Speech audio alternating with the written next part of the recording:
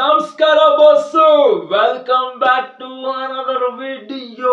ಮಗ ಗೈಸ್ ಎಲ್ಲ ಹೇಗಿದ್ದೀರಾ? ಐ ಹೋಪ್ ಎಲ್ಲ ಸಾಕಾಗಿರ್ತೀರಾ.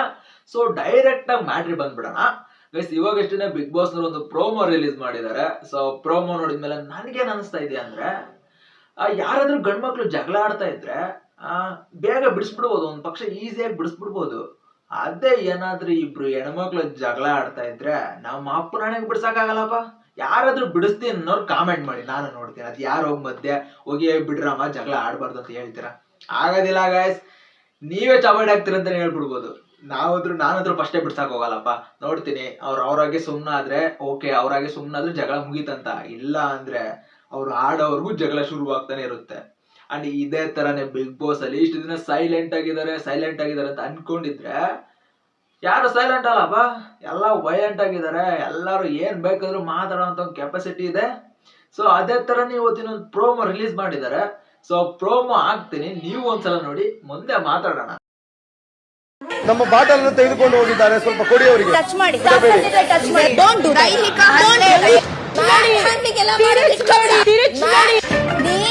ನೀನಿಗೆ ಆಟನ ತರ ಆಡ್ಬೇಕು. ಸುಮ್ಮನೆ ಕಿರ್ಚಾಡೋದಲ್ಲ.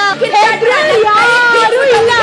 ಯೋಗ್ಯತೆ ಇದ್ರೆ ಆಟ ಆಡ್ಬೇಕು. ಯೋಗ್ಯತೆ ಇರೋದು ಗಾಯ ಮಾಡಕ್ ನಿಂಗೆ ಯಾರು ಮಾತಾಡಕ್ ಬರುತ್ತೆ? ಬಾಯಿಸ್ಕೊಂಡು ನಿಂತ್ಕೊಂಡು ಕಿರಿಸ್ಬೇಡಿ. ಯಪ್ಪ, ನೋಡಿದ್ರಲ್ಲ ಗೈಸ್, ಆ ಮಾತುಗಳು ಎಲ್ಲೆಲ್ಲಿ ಹೋಗ್ತಿದಾವೆ. ಅಂಡ್ ಮ್ಯಾನ್ ಹ್ಯಾಂಡ್ಲಿಂಗ್ ಮಾಡಿರಂಗ್ ಕಾಣ್ತಾರೆ ಅವರು ಅಶ್ವಿನಿ ಅವ್ರು, ಇನ್ನೊಬ್ಬ ಅಶ್ವಿನಿ ಅವರಿಗೆ. ಸೊ ಅದಕ್ಕೆ ಅವರು ಅಷ್ಟೊಂದು ಸ್ವಲ್ಪ ರ್ಯಾಶ್ ಆಗಿ ಮಾತಾಡ್ತಿದ್ದಾರೆ.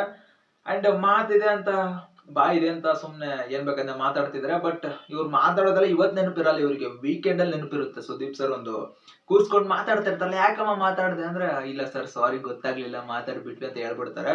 ಬಟ್ ಸಾರಿ ಕೇಳೋದು ಈಸಿ, ಇಲ್ಲಿ ಮಾತಾಡಿದಾಗ ಅವ್ರಿಗೆ ಇರುತ್ತೆ ಮಾತಾಡಿದಾಗ, ಬಟ್ ಅದನ್ನ ನೆನಪೇ ಇಲ್ಲ ಅನ್ನೋ ರೀತಿ ನಾಟಕ ಮಾಡ್ತಾರೆ.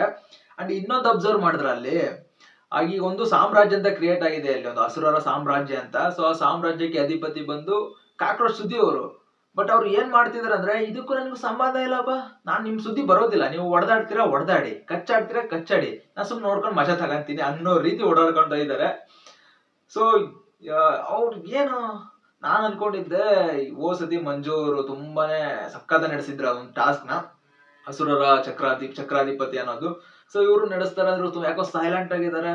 ಏನ್ ಮಾಡ್ತಾರೋ ಇವ್ರು ಅಷ್ಟೊಂದು ನನಗೆ ಕಾಣ್ತಿಲ್ಲ.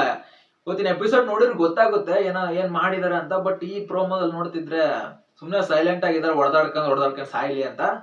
ಸೊ ನೋಡೋಣ ಗೈಸ್, ಇವತ್ತಿನ ಎಪಿಸೋಡ್ ನೀವು ನೋಡಿ, ನಾನು ನೋಡ್ತೀನಿ. ಒಳ್ಳೆ ಮಜಾ ಇರುತ್ತೆ, ಯಾರು ಮಿಸ್ ಮಾಡ್ಕೋಬೇಡಿ.